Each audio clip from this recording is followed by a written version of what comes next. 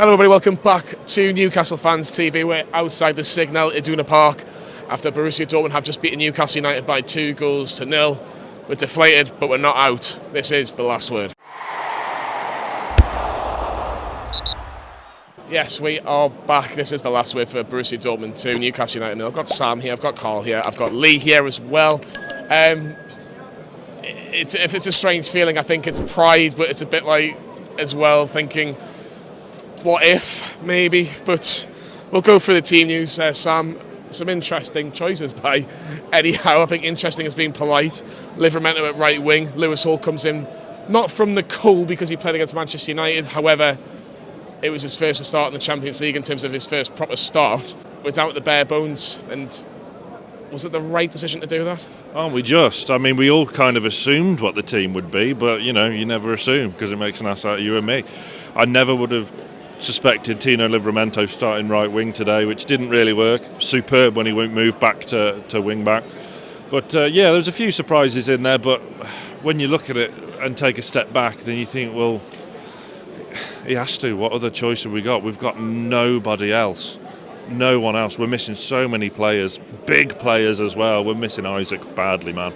But yeah, what else could he really do? Because all right, we're here in the Champions League, but you got to be mindful. We played a really titanic battle Saturday night, just gone, and we've got another one this Saturday as well before we can regroup in the international break. So it was always going to be tough. Sam says, what else could have been done? Could bringing Gordon and Almer on from the start, Carl, being the other thing that you could have done? I just don't think that was ever going to be a realistic thing to do with like a difficult game against Bournemouth on Saturday.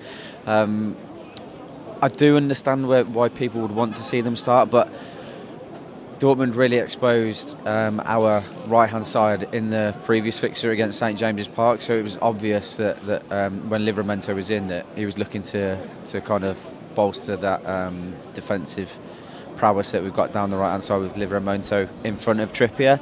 Didn't work, unfortunately, but I don't think that's what I would have done personally. I don't think there was any other outcome personally. Do you agree or disagree before we kind of go into the game? Because when me and you saw the team together, we were like, ooh, no Almer on, no Gordon. I understand both sides of the argument, but this is Champions League, this is a Tuesday night.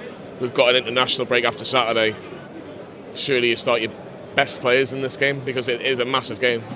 You would think so. We don't know what's happened in training, or is everybody fully fit? Can they play only an hour or 45 minutes or whatever? But I was surprised in Livramento because that tells me that's before defensive. But you would say Miggy's fine doing defensive work, but maybe wants a little bit tighter. But look, it's disappointing because I actually felt that the better team won. You just sometimes just got to put your hand up and say, you know what, the better team won tonight, and you can't really grumble. I think if Gordon was on the right-hand side or left-hand side, or if Miggy started, I don't think there'll be much of a difference, to be honest. I do agree with Cole. Yeah, I think, well, you look at it, we've seen what Livramento can do from that full-back position. He's excellent, he's got a fantastic engine. Eddie Howe's probably looked at it and thought, can he do that higher up the pitch? Didn't work. That's fine. It didn't work. I think taking the risk against a side like Dortmund, I understand people will be frustrated with that, but we've got a lot of other games to think about. Like, it's not just about the Champions League, you know. Is there an element of, oh, we're here? Maybe. And do we want us to compete? Yes, but we're not there yet. We're not there. If we're honest, we're not. Look, the amount of injuries that we have, and it literally, we were talking before the game, you could actually fill out an outfield 11, well, outfield 10 rather, with any sub-goalkeeper you like, because that's how many injuries Newcastle United got, and it probably did show when you look at the bench for Newcastle United today. First 15-20 minutes, I thought Newcastle were okay. Like, Nick Pope's had one save where it's straight at him, and it was comfortable, but look, let's digest the goal a little bit and talk about where it went wrong, because it seemed very, very simple in terms of the actual goal itself, and in terms of the finish. Look, it's a good finish. You know, he's in space and probably can't be more than 10 yards out max. But who's at fault, would you say, Sam, for the goal? Well, I mean, look, I thought it was very similar to the goal they scored at St James's, to be honest. Lewis Hall's been turned inside out, really, and Fullkrug's, hang on, I feel a bit left out with that. There we go. We're all wearing hats now. I felt that it's a poor goal to concede, but it happens, and it was just a case of lack of composure all over the pitch, and composure is the key word. As I said in the match reaction inside the stadium, composure was a key word for Newcastle tonight, considering like our attacking prowess and how clinical we are. Going forward, there was no composure whatsoever. In fact, the only composed players really in general play looked to be Bruno and Trippier, big game players, experienced players. It's a tricky one, but yeah, it was a poor goal to concede. Hall's been turned inside out, and Fullkrug was left for a simple finish to make it 1-0. We needed a quick start and we didn't get it. These conceded 4 on Saturday, albeit against one of the best teams in the world in Bayern. However, if you put them under pressure right from the word go, they might second guess themselves having conceded 4 at the weekend, but there was no high press. The press hasn't been around for a few, or it's getting rarer and rarer now as we get more tired. Wilson looks tired, couldn't get into the game at all today. Neither could Gordon, to be fair, when he came on. And we just couldn't, we lacked that final ball, that final key pass that just didn't find its man. Trippier's delivery again was a bit hit and miss as well, but it's disappointing. But look, we're in Germany, we've had one hell of a day. Anywhere else. No, do you know what I mean? No, I think that's fair. Look, as we're actually live and filming, PSG have just taken the lead at the San Siro. We need PSG to win all their games apart from us now. We need to get something in Paris to progress now. Yeah, it's going to be interesting. We'll talk about the table a little bit later on. But Carl, I want to discuss Lewis Hall a little bit before we talk about Newcastle's chances, if you like, in the first half with Lee. Gets yellow carded early on. Now, I don't think he gets yellow carded for that in the Premier League. I think the Premier League ref just waves that on. But as soon as he's on a yellow card, it's like, right, there's your big bullseye target. I can actually see Chris Toby in the background. He'll know exactly what we're talking about. It was just the worst thing that happened from 10 minutes in. It is, and to be honest, I was thinking about this, touching upon this point. Like, this is one thing that we are a little bit naive with. Like, we have to start playing like we're a European team. Like, the way European football is played is completely different. We know Premier League. In what way? The Premier League officiating is fucking terrible. Yeah. Players get away with a hell of a lot more than you do in Europe, and we need to start playing that way. You know, the referee was good tonight. Yeah, exactly, and that's my point. Like, you know, if these are the sorts of you can't do those little things like Lewis Hall has done to get bookings. I said to Sam, Bruno again, he got away with one today. Like, he could have took another booking. We just need to start playing like a European side to give ourselves more advantage. You know, the last thing you want is someone like Lewis Hall getting a booking, which is going to affect the rest of his game, because he started off well. And, you know, to come into an atmosphere like that, he looked unfazed, to be honest. I wasn't worried about anything that he did, but, you know, that nullified his game straight away. So, in terms of our chances, Lee, in terms of a Newcastle point of view, because let's be honest, if we talk about Dortmund's chances, it was one on the edge of the box which went over, and that was really about it. In terms of Newcastle, they had a short corner, and I've seen the benefit of the replay. Trippier plays at short Hall, makes a nice little run in terms of the front post. If Trippier just sees Wilson or plays the pass, I don't know what he's seen behind Wilson, because he's playing the ball behind. He obviously wouldn't be offside, and that's a simple goal. The only other thing really that we've had was Joe Linton's header, which was a big one. Which was like in terms of the first half, not the second half, where it was a comfortable save. Yeah. That's all really happened for Newcastle going forward. But again, we'll probably be talking about this throughout the whole of the last word, but we just lacked creativity. We lacked something in that final third, and it's bit us on the arse, really. Yeah, a better team won. Something that we didn't create enough. Can we see ourselves scoring 2 just to get a point? Nah, not nice. Wilson was starved. The best chance was Joe Linton when he had it wide. Apart from that, did the keeper Coble have anything to do? He didn't, did he? That was the difference. Their chances, they were making Pope work.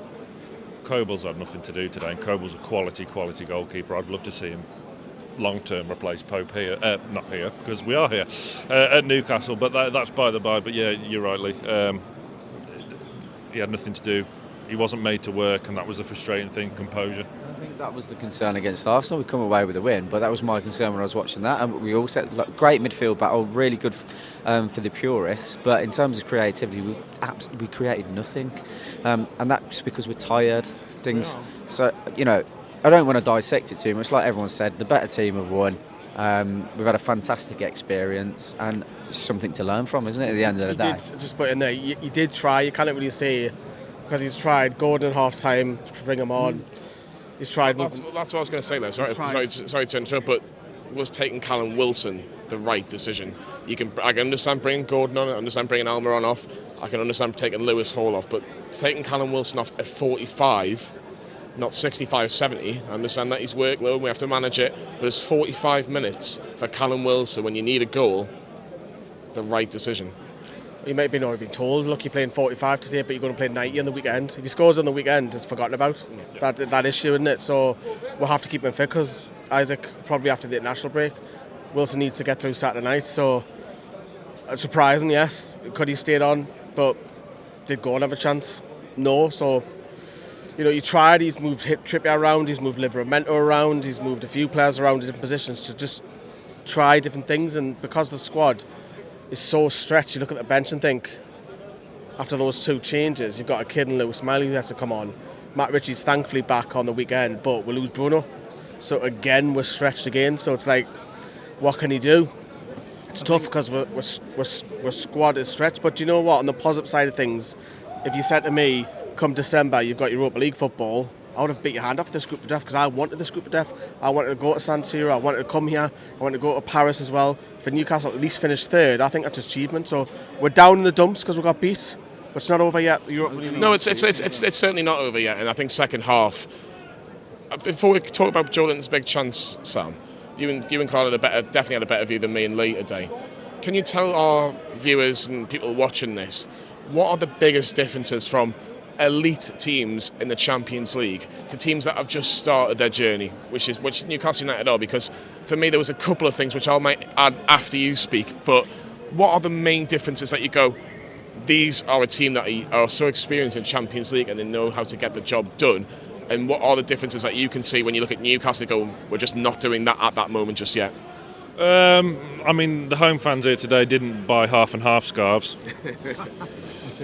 No. But I beg to differ. Where were you today? In the home end. There we go. Yeah, I jest. Would you say these are elite? Because I wouldn't. The stadium's elite. Why though? Because they got hammered by Bayern Munich. You think that's the elite level? Is that? I'm asking a question. No, the elite level is... They play Champions League football year after year and get to at least the last 16, last 8. That's what I mean. That's what I said. If you look at their 11, a lot of them will get Newcastle's 11. I'm talking more experience. Look at Matt Hummels. I didn't mean it. I didn't mean it in a disrespectful way, because I've absolutely adored my time here, and I've got a lot of time for Dortmund. Their display at half time on the yellow wall about making football affordable and having a pop at FIFA and the PSG owner. Adore it. But I just mean, what are the differences? It's tricky, because look, they've had to rebuild their squad. They sell players consistent. Look at the players they've sold, man, and for the prices. So they constantly rebuild. And with the fees they get, they don't have to worry about FFP or whatever. Jude Bellingham being an example. Exactly. So it's one of them. They're very well drilled, very well organised. They just get it right over here.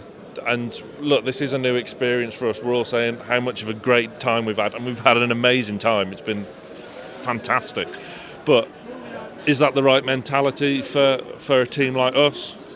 Going forward, probably not. We're going to have to come here expecting to do the business eventually. But I suppose like Man City were the same when they first started out. I think they're very, very adaptable. You got the likes of Sula and Hummels sitting at the back, and they read the game very, very, very well. I think they nullified our high press. They knew that if we were going to press, Sula was happy to. Exactly. But I think that's because we knew that the likes of Sula, for example, mate, he was happy to press on, playing 1-2s, playing in triangles, high up the pitch, and just understanding how we play. And I just think they're a very adaptable side. I'll tell you what I noticed today, Johnny, is they know what they're really good at is going from slow mental to counter-attack high pace. That's the difference, because you look at the counter goal and the second goal, there was a warning sign already earlier that went slow, soak up a little bit of pressure, bang, straight at you, goal. I think as well, that for me, what I was trying to kind of get Sam to allude to is more the technical ability on the ball, which we all know that they're better at, but the physicality for me in the reading of the game. I think the physicality for me when you see Willer get shrugged off the ball and Joe Linton getting shrugged off the ball, Sula is a beast. He is a beast, but he is. But just to kind of bring it back to that, just the little differences in terms of thinking, wow, all right, we thought we were big boys in terms of the Premier League. Maybe not in this competition, Carl. But that was why, and I was going to ask you, that was why I was okay with Callum Wilson coming off. And I appreciate what you're saying. Like, should we be taking our striker off in a Champions League game where really we should be going for it? Not really. But I just felt like Sula and Hummels just knew everything he was going to do. I just felt they were a step ahead of him. They were. The only thing I would say to counter Callum Wilson, as AC Milan equalise at the San Siro, he's rightly pointing out, Gabriel and Saliba, they didn't. Callum Wilson got no change out of them on Saturday, and he's got no change out of them. But these are the elite teams. Let's move into the second half, and the biggest chance for Newcastle in the whole of that second half is that Joe Linton header at 1-0. He's got to score, and we talk about Callum Wilson. Does Callum Wilson score? That we'll never know. But at 1-0, I'd be thinking if that goes in, maybe it changes the game. Probably doesn't, but that's a massive moment in the context of this game. Do you know what I want, though? I want more chances, and then I'm happy for players to miss. The problem that we've got is we didn't create enough of them. Yeah, it's like that's the issue. Joe Linton's missed one. Yeah, you can always say look back in 90 minutes and think that's the key. But I'm happy for him to miss as long as there's another one coming. And there's another one coming, because eventually, laws of averages, you'll put one away. That's the thing, we didn't create enough. It shouldn't be the key. That shouldn't be the focal point. But unfortunately, it is because we haven't created enough chances. No, we haven't created enough chances, and that's why I'm saying that one was such a big chance. Yeah. Again, I don't think Nick Pope's really had to do a lot. Second goalie for me is naivety in terms of whoever makes that decision to just leave Livramento back. We can talk about the fact that Trippier's cross wasn't good enough, and we can all accept that it wasn't. But to be 75, 78 minutes, whatever it was, to concede then, to not have a few men more back, I understand take a gamble, but take a gamble when you've got 2 or 3 minutes left, not a good 10, 12 minutes left. I thought that was really naive from Newcastle United, and I think, I'm going to be honest, I think that's crazy, stupid. I really, really do. It's not good enough in terms of when you come here, just to think we can just have one at the back in terms of, really going for it. I just think it was really poor. I think from their side, though, that's a great goal. From their side, because you're looking at thinking, right, we're going to sort easy. It is, but you have to say it's a player who hasn't really Julian Brandt probably should be, not world class, but maybe the bracket underneath. He's never hit the heights. He's always been like the German international, the nuke star, and he's never quite got there, but he does take it so well. I know it's 2 against 1, but you expect one of them at least, he'll either squares it or he'll score himself. And I'm going to interrupt here because I hope people can appreciate this in the comments. From a Newcastle point of view, poor cross from Trippier, clears out, and we're in a position where it's 2v1 with Liverman at the back against a team like Borussia Dortmund, and we're going, right, they're either going to score or they're going to miss a really good opportunity, or Liverman's going to have to pull something out the rabbit at the hat, or Pope's going to have to pull something out the rabbit at the hat. My only comeback to that, I was just saying that would be my only comeback, because I do agree. But if we're desperate for a point, no, I do. I agree. Like, it's difficult, isn't it? It's literally two sides of the coin. You either want to push and get a goal. No, you can just go, well, we can have a couple more men back, and you can still have enough to kind of go, like, we'll bring Lascelles forward. We can bring Shah forward. We can Sam, because we're in a position where, what else do you do then? Because at that point, again, they were getting nervous, and we were hunting for an equaliser. You could say, we should have had more men back. They're trying to get back in. They're trying to get a goal. They're trying to get, and we still can going to go by trying to do what I'm saying. If that's Steve Bruce mentality. No, it's not. That's bang out of order. That is bang out of order. That is bang out of order. In the comments, who do you agree with, me or the one wearing a half and half scarf, saying we need to be more defensive? That is bang out of order. Bang out of order. Look, you've got to be sensible. You're playing Borussia Dortmund at their home park. You can't do that at their place like that. But because because if you do that, you get 2-0 down. Because you're talking about how good Brandt is, and he's a bracket above. Let him do that. Let him go 2-0 up or 3-0 up. Absolutely.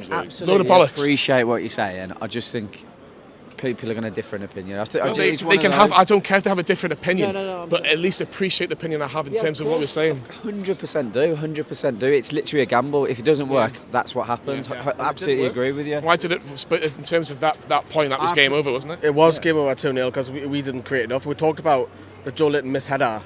We did have nothing else. People might say, "Oh, you should have scored that." Yeah, you should have. But I want another one coming in. I want another one, as I've already said. But I'll take that gamble to get a point, because let's face it, if we got beat tonight, we're not going to finish above these. At 78, you don't know, do but- that. At 78, you don't do that. I think 88, you've gotta- fair you've gotta- enough. You've Fair got to enough. start taking at least some risks where even the corners, maybe just leave one bit at the back or whatever, or free kicks, whatever. Do you I think just not feel though, with like, because they were nervous? Do you not feel that if we sit back a little bit, that maybe we miss an opportunity? not I sitting do back, agree. though. I do agree with It's what you're not saying. sitting back. I'm just saying. I don't think you do. It's No, I not. do. It's No, not I sitting absolutely back. agree with It's you. I mean, not like, sitting back. The fact of the matter is, like, we've taken a risk and it didn't work. It didn't work, and we got punished for it.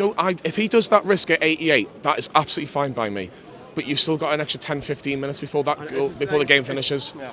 It's like saying when Arsenal didn't chuck Ria up for the corner, do it, take the risk. Yeah, but that's at 90 what? 96? 96 minutes? I think we've got to take the risk, because if we get beat, we've got to get a goal. We weren't creating enough, so I've got no qualms about it. It's just a great finish, 2 against 1. We got beat by the better team. I don't mind that we took the risk. I appreciate it. It was absolutely avoidable. It was Of avoidable. course it was. The biggest issue for me was Trippier's cross didn't beat the first man. If it beats the fourth man and it goes in a mixer, you get a ball in a mixer, then you don't know what's going to happen. But goal difference isn't a thing in the Champions League. It goes on heads to head, which is why we were third going into tonight, not second. So it's done with now. But I had no issue with it. But We'll learn from, like you said. Yeah. I just think it's There's naive. a problem. I just think it was very, very naive. It finished 2-0. Let's hear what Eddie Howe had to say about that, because he's still got one more game to go, Eddie, before this international break, and that is a trip to Bournemouth, your old club. But tell me all about this Borussia Dortmund game, please. Yeah, not our best performance today. I thought it was, right from the start we weren't quite where we needed to be. In saying that, we were in the game, and Joelinton's moments, probably his chance, is probably the moment for us that we were either going to get back in or we didn't, and unfortunately it didn't happen. It probably looked like that in our performance. It certainly didn't feel like that in our preparation. But yeah, we probably didn't have the energy that we had on Saturday. A little bit flat in our performance, but it wasn't for the want of trying. The players were executing what they could, but yeah, it wasn't quite there. Definitely, I thought he played well, both sides of the pitch, as you say. Lewis Hall, I thought, played well, and it was only his booking really that made me make that change. Louis Miley comes on the pitch, and valuable experience for him, but that's not sort of what we want to be doing. We want to be winning the games, not giving experience to the younger players, but we have to accept our defeat. In terms of the table, we're definitely at least 3 points behind Borussia Dortmund. At a minimum, 2 points off Paris Saint-Germain. We could actually be bottom of the group if Milan win. You'll see the table now. We have to go to Paris and minimum get a point to really... I think No, I agree. I'm saying no. I'm We're going to not. win the last 2. Sorry, I was just. I'm just going to say we have to go to Paris to get at least a point to take it to the last day. I wasn't cutting you off for that. I was just saying. I think we win both. I really do. I think we've got it in us to win both of those games. We definitely need a point at least, but I think we win both of them. Dortmund are a good side. And out of the group, I looked at it, I thought I would expect Dortmund to win that group. I didn't think we'd even have an opportunity to be where we are.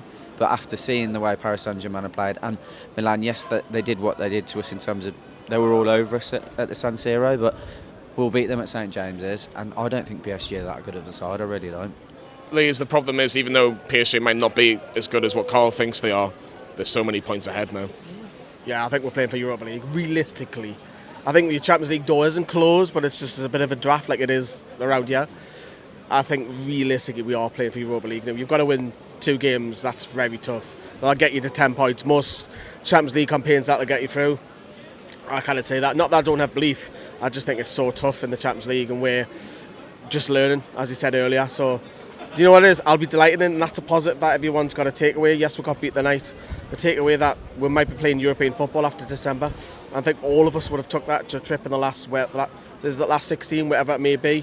Last 32 for the Europa League. Well, last 32. And then If we get there. We'll be seeded, so we've still got something to fight for. So even if we go to Paris and get beat, there's still the last game, I think, for Europa League at least. When you look at it, we've got a Carabao Cup, we're back in the Champions League race for the Premier League, we're still in the FA Cup obviously, and we've already had a fantastic learning curve in the Champions League. The only thing is, it's just injuries.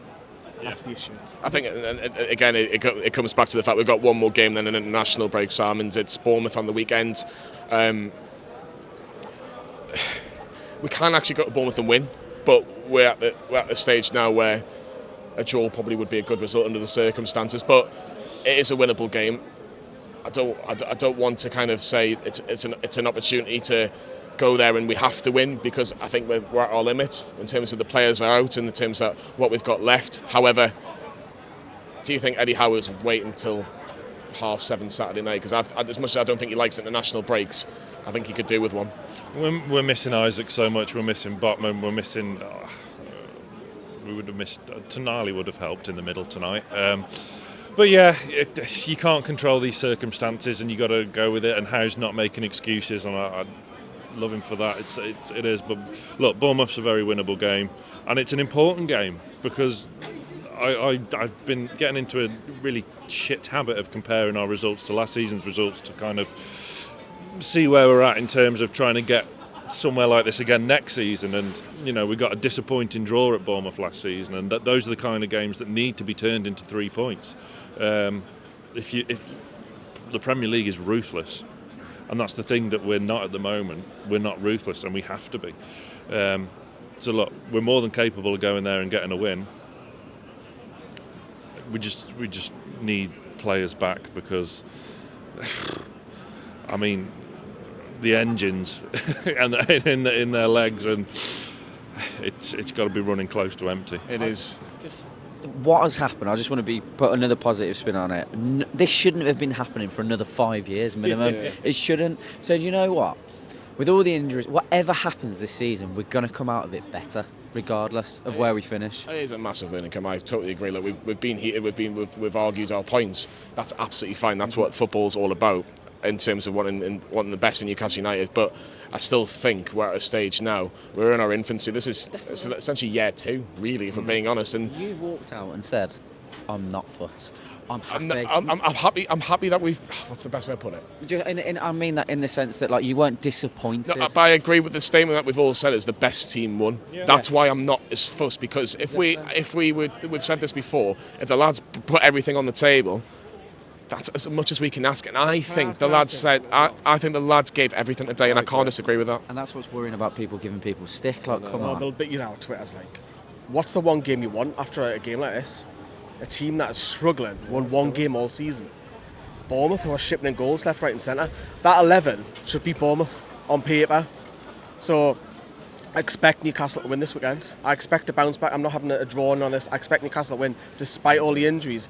It's a perfect game to bounce back from. Well, Newcastle will be favourites, and used to are doing that trip down to Bournemouth, so I hope you come back with 3 points. Maybe back in the Midlands, I'll be back in the North East, but these two will give you all the content that you need for Saturday against Bournemouth. I have to say, it's windy. It's been absolutely brilliant being here today, and I really do say, I would just like to say Market Square was absolutely fantastic. Whoever put that on, absolutely brilliant. Honestly, it was marvellous today. It really, really was. Had a great time with all the 4 of us, and let's say maybe next year we can come back and do exactly the same thing again and get a better result. That would be absolutely fantastic. But get your comments in. What did you like about Newcastle's performance? What did you not like? What's your start 11 going to be for Bournemouth? Because I don't know what we've got. We've got no Bruno Guimaraes either. It's going to be absolutely mental. From Sam, from Lee, from Cole, and from myself, Johnny. We'll see you all very soon.